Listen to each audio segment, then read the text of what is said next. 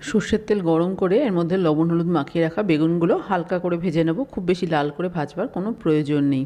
ঢাকা দিয়ে দিলাম। ঢাকনাটা খুলে একটু উল্টে দিচ্ছি। অপর পিঠটাও এই একই রকমভাবে একটু হালকা লাল করে ভেজে নিচ্ছি। এই রেসিপির পুরো ভিডিও আমার চ্যানেলে দেওয়া আছে, চাইলে আপনারা দেখে নিতে পারেন। বেগুন ভাজা হয়ে গেছে, বেগুনগুলো এবার তুলে নিচ্ছি। আর একইভাবে বাকি যে বেগুনগুলো আছে সেগুলোকেও ভেজে নিয়ে ফেরত আসছি। সব কটা বেগুন তুলে নিয়েছি। এবার একটা টিফিন বক্স নিয়েছি। এই টিফিন বক্সের মধ্যে দিয়ে দিচ্ছি বেটে রাখা মশলা। দিয়ে দিচ্ছি স্বাদ অনুযায়ী লবণ, হলুদ, সামান্য একটু চিনি দিলাম। আর দিয়ে দিচ্ছি কাঁচা সর্ষের তেল।